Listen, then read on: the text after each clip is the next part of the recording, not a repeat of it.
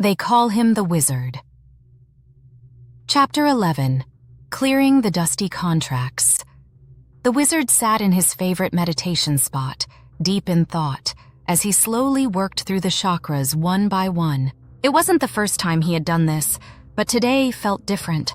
As he meditated on each energy center, he began to see visions, memories perhaps, or flashes of alternate lives, parallel timelines, and moments that seemed to stretch beyond time itself.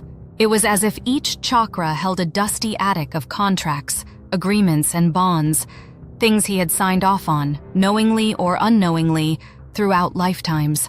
Some were clear as day, promises made to old friends, past loves, or projects long since abandoned. Others, though, were strange, as if he had agreed to something in a completely different reality, perhaps in a secret space program, or in some bizarre alien exchange program. Or maybe it was just the odd jobs he'd picked up in another dimension. As he meditated on these contracts, a realization struck him like a lightning bolt. Not all contracts are valid. Wait a minute, he muttered to himself. Just because I agreed to something doesn't mean it's binding forever, especially if it was based on lies or ill intent.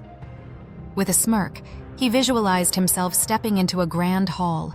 The hall was filled to the brim with stacks of old, dusty contracts, some neatly rolled up, others strewn about carelessly, and a few tied in red ribbon, as if trying to look more important than they actually were. The room felt heavy, cluttered, like the mental equivalent of a hoarder's attic. The Wizard began walking through the room, picking up contracts here and there. The first one he found was ancient, an agreement from some forgotten timeline where he had sworn eternal loyalty to a group of, well, who knows what. He couldn't even make out the language, and honestly, it seemed like something he might have signed in a moment of excitement, not really thinking about the consequences. "Yep, this one's gotta go," he said, shaking his head. Without a second thought, he tossed it into a nearby shredder. The paper crinkled and crunched as it was pulled through the blades, transforming into nothing more than compost for the etheric realm. As he moved through the room, the contracts became more bizarre. One was a glowing piece of parchment detailing a complex trade agreement with an extraterrestrial species. It promised him limitless knowledge of the cosmos in exchange for, well, something. He couldn't quite tell what. The fine print was tiny, and something told him it wasn't worth the hassle. "Definitely not worth it," he muttered, tossing it into a fireplace that had appeared out of nowhere. The flames crackled as the contract went up in smoke, and the Wizard felt a weight lift off his shoulders.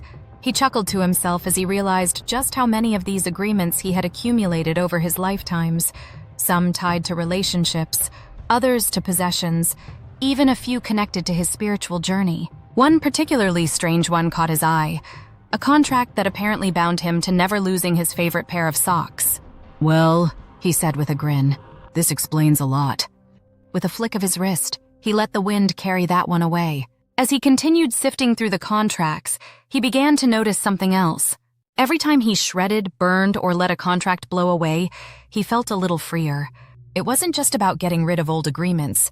It was about reclaiming parts of himself. The more he released, the more possibilities seemed to open up. It was as if each contract had been holding him back, keeping him tethered to some old reality that no longer served him. He even found contracts tied to the secret space programs, ones that involved working with enigmatic figures in shadowy corners of the galaxy. "Well, that was an interesting adventure," he mused.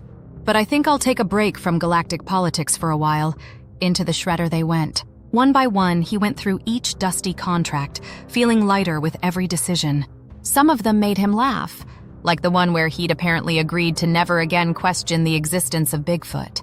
"I'm keeping this one," he chuckled, rolling it back up and tucking it into his cloak. A little mystery never hurt anyone. Other contracts were heavier, though, and carried deep emotional weight. There were attachments to relationships, both romantic and familial, that had long since run their course. There were promises he had made to himself that no longer aligned with the person he had become. Some contracts were tied to physical possessions, things he had once thought essential, but now realized were just clutter. He held one contract in his hand, thinking deeply. It was an old one, tied to a past relationship that had been filled with love but had ended in confusion. He felt sadness but also clarity. "This served its purpose," he said gently, "but it's time to let it go." He placed the contract into the wind, watching as it dissolved into the air, returning to the earth. As he neared the end of his contract-clearing journey, he came upon something unexpected. It wasn't a contract at all, it was more like a key. It glowed faintly in his hand, warm and comforting. Instantly, he knew what it was, his soul's purpose. All this time, through all these contracts, lifetimes, and realities, he had been searching for this, his true purpose, untethered by outdated agreements or entanglements. And now that he had cleared away the debris, it had finally revealed itself. With a deep sense of peace, the wizard placed the key near his heart, feeling the warmth spread throughout his body. The dusty room around him began to shimmer and fade, replaced by a glowing open field of possibilities. New doors were opening, new timelines were ready to be explored. He smiled to himself, filled with gratitude and light. "Well, that was fun," he said with a twinkle in his eye. "Now, on to the next adventure." And with that, the wizard took a deep breath, feeling more alive and free than ever before. He had cleared the clutter, let go of the unnecessary, and found the path to his soul's purpose. What lay ahead? He wasn't sure, but he knew one thing for certain: the possibilities were endless. To be continued, Global Robotics Corporation, Robert Colee Global Robotics Corp. Please like, comment, and subscribe.